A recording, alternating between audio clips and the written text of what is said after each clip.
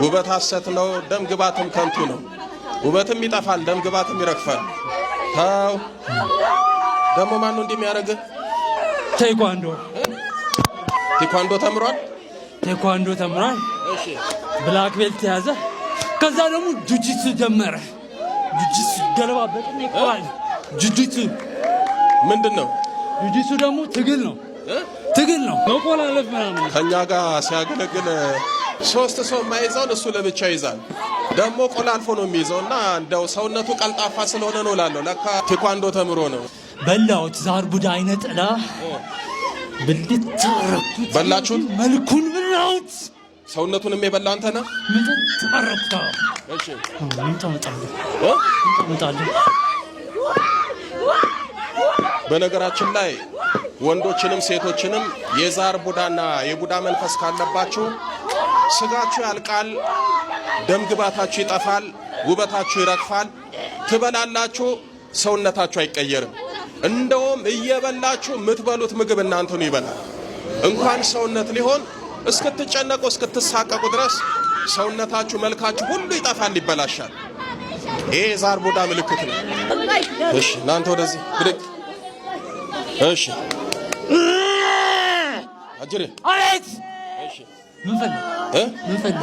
ምን ፈለክ? ወይ ጉድ! ዛሬ ጠገበውን ያዘዘብኝ ወይ ታምር። አይ እኔ ለዛኛው ጥጋብኛ አይደለሁም። እሺ ማን ያለው ቀና አይነ ጥላ ነው ወደዚህ። እሺ አይነ ጥላ መስተፋቀር። ሌላስ? ጋንንት። እሺ ከልከሊዮስ እሺ ምን ትፈልጋለህ?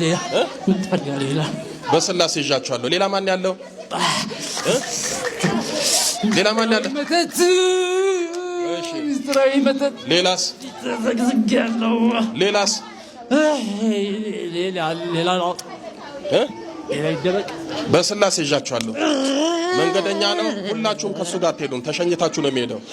ሚስጥራዊ መስተፋቀር። በነገራችን ላይ ለዚህ አገልግሎት ከአሜሪካ ነው የመጣው። እዚህ ከኛ ጋር መገልገል ብቻ ሳይሆን ሲያገለግል የነበረ ወጣት ነው። ሙሉ ጊዜውን እዚህ ነበረ ከኛ ጋር ያሳለፈው። ስለዚህ አሁን መንገደኛ ስለሆነ እሱ ትኬት ቆርጦ ይሄዳል። አጅሬ ትኬት አይቆርጥም። እኛ በቪዛ እንሄዳለን፣ እሱ ቪዛ የለውም። በእኛ ቪዛ በእኛ ገንዘብ በቃ ቀብረር ብሎ ይሄዳል። እዛ ደግሞ ህይወታችንን መከራ ያበላል። እሺ ምን አረጋችሁት? ልጁ በላውት ዛር ቡዳ አይነ ጥላ ብልታረኩት። በላችሁት? መልኩን በላውት። ሰውነቱንም የበላ አንተ ነህ። ምን ታረኩታ? እሺ ምን ታመጣለህ? በነገራችን ላይ ወንዶችንም ሴቶችንም የዛር ቡዳና የቡዳ መንፈስ ካለባችሁ ስጋችሁ ያልቃል፣ ደም ግባታችሁ ይጠፋል፣ ውበታችሁ ይረግፋል፣ ትበላላችሁ፣ ሰውነታችሁ አይቀየርም። እንደውም እየበላችሁ የምትበሉት ምግብ እናንተኑ ይበላል። እንኳን ሰውነት ሊሆን እስክትጨነቁ እስክትሳቀቁ ድረስ ሰውነታችሁ መልካችሁ ሁሉ ይጠፋል፣ ይበላሻል። ይሄ የዛር ቡዳ ምልክት ነው። እሺ ሌላ ምን አረጋችሁት? ሌላ ፈተንኩት። በዝሙት ፈትኗለሁ። አስቸገረኝ። ከእናንተ ተማረና ይህ ተንኮለኛ አልቻልኩትም። ሀሳብ እመጣለሁ። ቆንጆ ሴት በየአይነቱ አሳየዋለሁ። ነጮች አሳየዋለሁ። የሚያማምሩ ደረድርለታለሁ። ይህ ተንኮለኛ ውበት ሐሰት ነው፣ ደም ግባትም ከንቱ ነው ይላል። እውነቱን ነው። ጥበበኛ ሰለሞን ብሏል። ውበት ሐሰት ነው፣ ደም ግባትም ከንቱ ነው። ውበትም ይጠፋል፣ ደም ግባትም ይረግፋል። ታው ደሞ ማን ነው እንደሚያረግ? ቴኳንዶ ተምሯል። እሺ ብላክ ቤልት ያዘ። ከዛ ደግሞ ጁጂትሱ ጀመረ። ጁጂትሱ ገለባበጥና ይቆራል። ጁጂትሱ ምንድነው? ጁጂትሱ ደግሞ ትግል ነው። እሺ ከዛ መሬት ላይ አንድ ሰው ወድቆ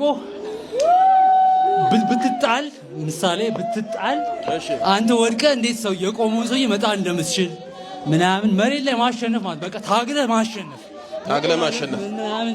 እዛ እኮ ጥምቀቱ ላይ ትንሽ እንዲህ ምናምን እያደረገ ሲዛራየው ለዛ ነው እንዴ እንዲህ ነው ያደርጋል እኮ ያዘ የሚሰራውን እኮ ነው። እዛ መቆላለፍ ምናምን ከኛ ጋር ሲያገለግል ሶስት ሰው ማይዛውን እሱ ለብቻ ይዛል። ደግሞ ቆላልፎ ነው የሚይዘውና እንደው ሰውነቱ ቀልጣፋ ስለሆነ ነው እላለሁ። ለካ 80 ኪሎ የሆነ ሰው ቴኳንዶ ተምሮ ነው እዛ ጁጁሱ ሲሰራ ሰውየው 80 ኪሎ ነው። እሱ ገና 60 ምናምን ነበር ያኔ፣ አሁን ቀንሷል። 80 ኪሎውን አሸነፈው። ጉራ ነው ጉራ። ታደባድቡታላችሁ? አይ እሱ ለነገሩ ስርዓት ያለው ልጅ ነው። ሰው ያፈራል፣ እግዚአብሔር ይፈራል፣ ሰው ያከብራል። እስኪ አሜሪካ በምንድን ነው የምታሰቃዩት የምትፈትኑት? ነገርኩህ እኮ በዝሙት ሀሳብ ጨጓራውን እየበጣጠስኩኝ ከእናንተ ተማርና ይጾምብኛል። አሁን እኮ ትናንት ሙሉ ቀን አልበላም ተንኮለኛ። አሁን ጭራሽ ደግሞ ነገም ላለመዳት እያሰበ ነው። ነገ ጉባኤ አለ አይደል? እዛ ይሄ ተንኮለኛ ነገም ላለመብዛት ባልበላ ብሄድ ጥሩ ነው ምናምን እያለ ያስባል። እስኪ ልጁን ህይወቱን ምን አረጋችሁት? ህይወቱን እንዳልኩ በላሁት። ሀሳቡን፣ አእምሮን፣ አቅሙን ድቅቅ አድርጌ ከህፃንነቱ ጀምሮ በላሁት። ከህፃንነት ጀምሮ ያለው ማን ነው? ህፃንነት ዛር አይነት ጥላ ዛር ቡዳ ሚስጥራዊ መንፈስ አለው። ሁላችሁም ነው የምትሄዱ። ተንበርከኩ። ሁላችሁም በስላሴ ስም ተንበርከክ። ከጨጓራው ላይ ከሰውነቱ ላይ ሰብስብና ግንባር ላይ ወጣ። እዚህ ተቀምጬ አስጨንቀዋለሁ። በስላሴ ስም ታዛል። ውጣ ከጨጓራው ላይ። ይሄ እንግዲህ የጾም የጸሎት የስግደት ውጤት ነው። በነገራችን ላይ እዚህ ካሉት አሜሪካ፣ ኢሮፕ ያሉት በጣም ጎበዝ ናቸው። በስራ ተወጥረው ጧትና ማታ ይጸልያሉ፣ ይሰግዳሉ። የአምልኮት ሰዓታቸውን ዝንፍ አያደርጉም። እናንተ እዚህ ቁጭ ብላችሁ ጊዜ ያላችሁ አትጸልዩም፣ ትሰንፋላችሁ። እሺ ሁላችሁም ነው የምትሄዱት። በጥራ በስላሴ ስም በስላሴ ስም በኃያሉ በመድኃኒዓለም ስም በኃያሉ መድኃኒዓለም ኢየሱስ ክርስቶስ ስም በኪዳነ ምሕረት ስም በኪዳነ ምሕረት በቅዱስ ሚካኤል ስም በቅዱስ ሚካኤል በቅዱስ ገብርኤል ስም በቅዱስ ገብርኤል በቅዱስ ሩፋኤል ስም በቅዱስ ሩፋኤል ስም በቅዱስ ኡራኤል ስም በቅዱስ ኡራኤል ስም ሁላችንም አንድም ሳንቀር ስማችንን የጠራን ሁላችንም ለቀናል። በስላሴ ስም ለዘላለም በሲኦል ታስረናል። የዘጋነውን እድሎቹን በኪዳነ ምሕረት ስም ከፍተናል። የመጨረሻችን ነው። በል 7 የጮና አውጡ አንድ ላይ ቶሎ በል። 1 ቀጥል፣ 2 ቀጥል፣ 3 ቀጥል፣ 4 5 ቀጥል፣ 6 በል። የመጨረሻ ገንዝና ይል ቅዱስ ገብርኤል ሲኦል አውርድ። በስመ አብ ወወልድ ወመንፈስ ቅዱስ። ኪዳነ ምሕረትን አመስግኑለት። ወጉድ ሰይፈ ሚካኤል እግዚአብሔር ይባርክን። መብራን ተባርከ። ተው እስኪ ና ብድግ በል። እንዴት ነው ፈተና? ፈተና ብዙ ነው፣ ግን እግዚአብሔር ይመስገን እኛ አሸናፊ ልጆች ነን፣ እናሸንፋለን። ጎበዝ። የማን ልጆች ነን? የአሸናፊ እግዚአብሔር ልጆች ነን። ግን ምን እየሆንን ነው? የአሸናፊ እግዚአብሔር ልጅ ሆነን እየተሸነፍን ነው በራሳችን ስህተትና ጥፋት። እኔ እንግዲህ ከመጣ ጀምሮ ከኛ ጋር አብረህ እያገለገልክ ነው። በእውነት ኪዳነ ምሕረት ጉልበትን ትባርክ፣ ያሰብከውን ትፈጽምልን። ጉልበቱንም ገንዘቡንም ነው ለኪዳነ ምሕረት እየሰጠ ያለው። ግን እኔ ሳይ እንግዲህ ወይ ብልሃትህም ጥበብህም ከሰውነትም ቅልጥፍና ይመስለኛልና እያጠመቅን በጣም የሚያስቸግረውን ያስል ቆላልፈ ነው የምትይዘው። አጅሬ ሲነግረኝ ለካ በቴኳንዶ ብላክ ቤልት አለ። ይሄ ደግሞ የሚቆላልፈው ምንድን ነው? ጁጂሱ ነው የሚባለው። ጁጂሱ በሱ ነው መንፈሱን አንቀ የምትይዝልኝ። ዋናው እምነት ነው። ግን ፊዚካሊ ደግሞ ትግል ሲኖር ያንን አንዳንዴ እንደዛ ቆላልፈ ቁጭ እንደዛ እሞክራለሁ። እንደዛ ምን መንፈሱም ነው የቆላለፍከው? የሰውንም የራስንም ነው በጸሎት እንደዚህ ያንን በካራቴ እንን ደግሞ በጸሎት እግዚአብሔር ይመስገን። ኪዳነ ምሕረት የመጨረሻ ታድርግልህ በሉት። ወላዲት አምላክ እቅፍ ድግፍ አድርጋ በሰላም ለሀገር ታብቃ። ያገለገልካት ኪዳነ ምሕረት ጥላ ከለላቱን መብራንን አመስግኑለት። እንደምንም ብላ ተድፋፍታ አምጥታ ጀሪካን የሰው ጀሪካን ምን ትፋርጋ አምጥታ ከፈተችውና እንዲያምጣ ሬሳው ላይ ተይ ተያያሏት ብድግ አለች። ሚስትየዋ ብድግ አለች። አቀለ የነበረች ካንሰር ነው የተባለችው ሴትዮ ድና ወጣ። ዛሬ እንዴት አይነት ሙሽራ እንደሆነች ብታዩት። አንኳኩቶ ሲገባ ሚስት አርፋለች። አሁን ኪዳነ ምሕረትን የገደለቻት ለምን አላዳነችለትም? ይህን አላወቁም ልጆቹ፣ ተኝተዋል። በር ከፍቶ ገባ። ከዛ ልጆች የተነሱ እንጸልይ ባለቤት የተነሽ ብሎ ሲል ጊዜ የለችም። እንደዚያ አብላ ደርቃ ቀርታለች። አይሆንም አለምንም አለ። ተሸክሟት መኪና ውስጥ ይዟት ገባ። እያንቀለቀለ ነግቷል እኮ እያንቀለቀለ ኪዳነ ምሕረት ቤተክርስቲያን ጸበል ይዟት ገባ። ሬሳ ይዞ ገባ። አይሆንም አለ። ከዛ ቄሶቹ ተውተው ምንድነው ምን ሆናብህ ነው? አልሞተችም አለች እያለ በቃ አይሆንም አለ። የሚገርማችሁ ነገር ይቺ የታመመችው ሴት አሁን ሚስትየዋ ማለት ነው እዛ ሰፈራቸው ጎረቤታቸው ላይ ጸበልተኛ የሆነች ልጅ ነበረች። እግዚአብሔር መጥቶ ጎብኝቷቸው ኪዳነ ምሕረት መታላት ነበረ። አልሰማ ብለው ነው እንጂ ከቤት በመኪና ሲወጣ ባለቤትህ ታማለችና ይህን የኪዳነ ምሕረትን ጸበል ሲስጥልኝ በእናትህ አንድ ቀን ከስታይቻት እንዶ እመቤቴ ከፈወሰቻት እስቲ ብላ ነግረው ነበረ። ያችው ልጅ አየችው። ገደልካት እንካ ጸበል ስልህ ገደልካት አለችው። በቃ እንካ ጸበል ብዬ ነበር። አሁን እሰማሻለሁ። እስቲ አሁን ጸበል አፍስሽላት። አሁን እሰማሻለሁ። እኔ እኮ አልገባኝም ነበር ጸበል ከጠጣሁኝ ሰውየው እንዳይገለኝ እኮ ፈርቼ ነው። ማን ነው ሰውየው? ጠንቋዩ ነዋ። በቃ ሚስቱን እዚያ ጋር ደግሞ ቄሶቹ ግራ ገባቸው። ታምረ ማርያም እያነበቡ ነበረ። ከዛ በቃ አሳዘናቸው። ለግማሹ ያለቅሳል። በስላሴ ስም ማለት በአንድም በሌላ መንገድ እግዚአብሔር ያስተምራል ማለት ይሄ ነው። ከዛ አባ ግድ የለም ይህች ሴትዮ ቡዳን የዘጋት የቡዳ መንፈስ እኔ መምህር ተስፋዬ ሲያስተምር ሰምቼዋለሁ። ቄሱ ደግሞ እንዲህ አድርጎ ያወጣል። መምህር ተስፋዬ ሲያስተምር ሰምቼዋለሁ። ቡዳ የሚባለው መንፈስ ይገንዛል፣ ግን አይገልም። የሞቱ መስሏቸው ይቀብሯቸዋል። ከዛ እዛ አፈር ውስጥ ነው የሚሞቱት። ወይም ደግሞ ሌሊት ቡዳ መጥቶ አፈሩን ቆፍሮ መጥቶ ሬሳቸውን አውጥቶ እንትን ይላል እንጂ አይሞቱም፣ ቶሎ አይሞቱም እያለ ሲያስተምር ሰምቼዋለሁ። እና ገንዟት ነው የሚሆነው። አባ ግዴሉት በመስቀሉት ጸበል በቃ ሞታለች፣ አስክሬን መጫወቻ አታርጉ፣ በቃ እዛ ጋር አስተኛው ሲባል ጊዜ ልጅቷን ምንም ብላ በፍጹም አይሆንም። አጋንንቷ ልጅቷ ላይ ያለው አጋንንት ማለት ነው ያለ ይስቃል፣ ያሽካካል ማለት ጸበልተኛ ነች ልጅቷ ራሱ። ወደ ልቧ ስትመለስ የታለች ትላለች ደግሞ እና ለካ አጋንንቱ መጥቶ ብድግ ብሎ የሚነሳው ላይ ያለው እሷ ተሰውራ ልጅቷ እንድትሞት ነው፣ ሚስትየዋ እንድትሞት ተፈልጎ ነው። አልሞተችማ ማለት ነው። በዛ ሰዓት ቡዳ ይገንዛል። ታውቃላችሁ፣ ሞተ ተብሎ አንዳንድ ሰው ተነሳ ይባላል አይደለም? ቡዳ ትንፋሽ ጸጥ ብሎ ልብ ምትል ጸጥ ያደርጋል። በውስጥ በኩል እኮ ህይወት እየሰራች ነው፣ ደም እየሰራ ነው። ግን ሞተ ይባላል አንዳንድ ሰው። በሳይንሱም እንዲያ ነገር አለ ይባላል። ከዛ እንደምንም ብላ ተድፋፍታ አምጥታ ጀሪካን፣ የሰው ጀሪካን ምን ትፋርጋ አምጥታ ከፈተችውና እንዲያምጣ ሬሳው ላይ ተይያሏት።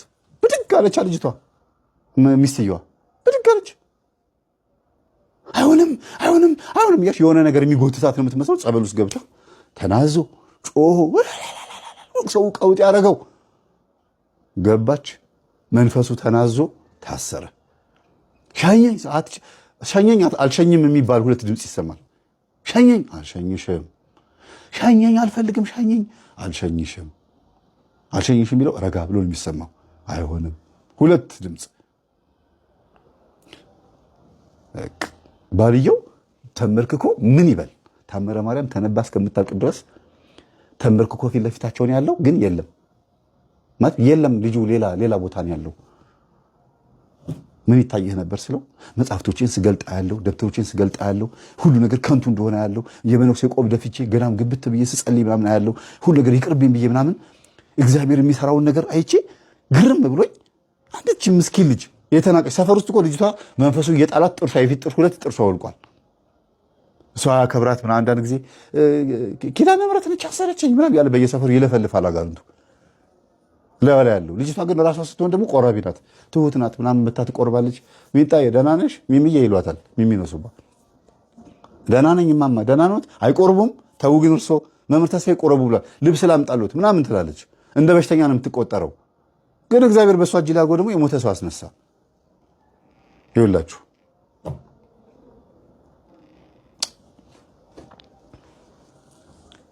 እኛ እንኳን ያልሰራነውን ነገር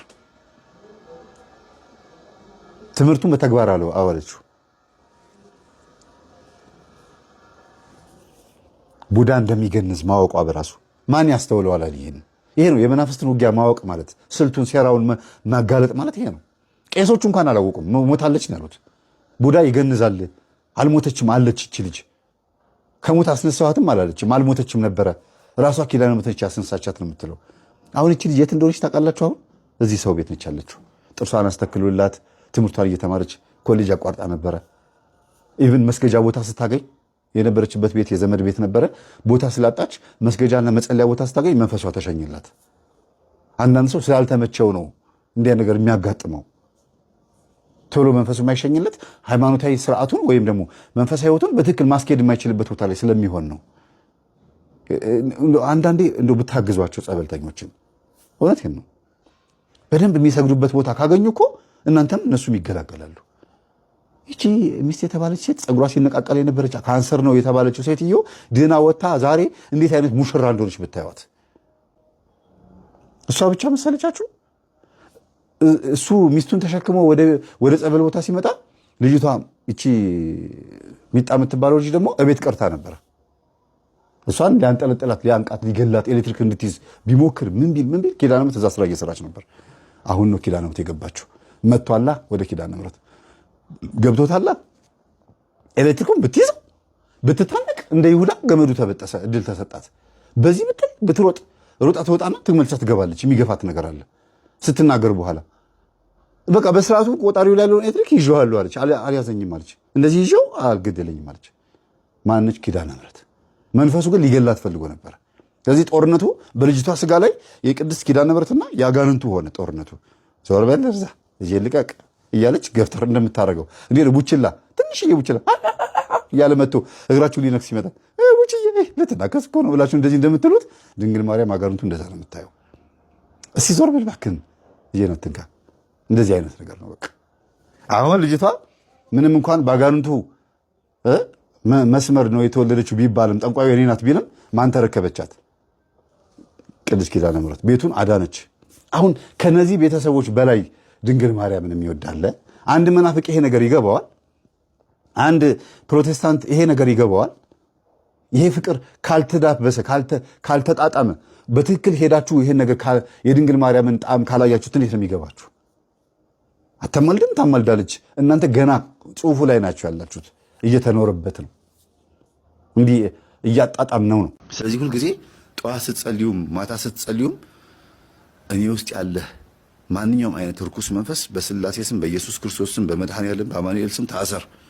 ስልጣን የለህም፣ አቅም የለህም፣ ባለህበት ታሰር፣ የስሙ ኃይል ይሰርህ ብላችሁ ማሰር አለባችሁ። በጌታዬ በኢየሱስ ክርስቶስ ስም አስሬሃለሁ ብላችሁ ስታስሩት እየወጣ እየገባ አያስቸግርም። እዛው ባለበት ነው የሚታሰረው ማለት ነው። አያስቸግርም ብቻ ሳይሆን አይሸውዳችሁም። ስትጸልዩ ስትሰግዱ የሚያንጠራራችሁ የሚያዛጋችሁ እኮ የታሰረ መንፈስ ነው አይደል እንዴ? መውጣት ስላልቻለ እኮ ነው። መንጠራራት፣ ማፋሸክ፣ ሆድ መንፋት፣ ፈስ መፍሳት፣ እንባ በቃ በማዛጋት ብዛት እንባ በቃ በጣም ይበዛል። ይሄ መንፈሱ ከእናንተ ወጥቶ የሆነ ቦታ ላይ መደበቅ አለመቻሉና እናንተው ላይ ሆኖ መታሰሩ ነው። ሌላም ደግሞ እንደገና ያልታሰረ መንፈስም ከሆነ ደግሞ ጸሎቱን እንድታቆሙት እየተፋለማችሁም ሊሆን ይችላል። አንዳንዴ እንደዚህም ያጋጥማል። ያ ያልታሰረ መንፈስ ይኖራልና ሲፈራ በተለይ የሴት ጓደኞቻችሁ የወንድ ጓደኞቻችሁ መተት ካለ የበላችሁት መተት ካለ ልክ ጸሎት ልትበረከኩ ስትሉ ሆዳችሁ ይነፋል፣ ፈስ ይመጣል። ያ ፈሳም ሲባል ፈሪ ማለት አይደለ? ይደነግጣል፣ ይፈራል፣ ልባችሁ ድው ይላል። ጸሎቱን ቶሎ እስክጨርሱ ድረስ ያቆነጠንጣችኋል። ገጽ ቆጠራ ትጀምራላችሁ። ጭንቅ ይለዋል በቃ። እናንተ የሚጨንቃችሁ ነው የሚመስላችሁ፣ ግን እንዳይጋለጥም ፈርቶ ነው። እንደገናም ደግሞ ቶሎ ከተንበረከካችሁበትም እንድትነሱ ፈልጎ ነው ማለት ነው። እና ተጋለጠ።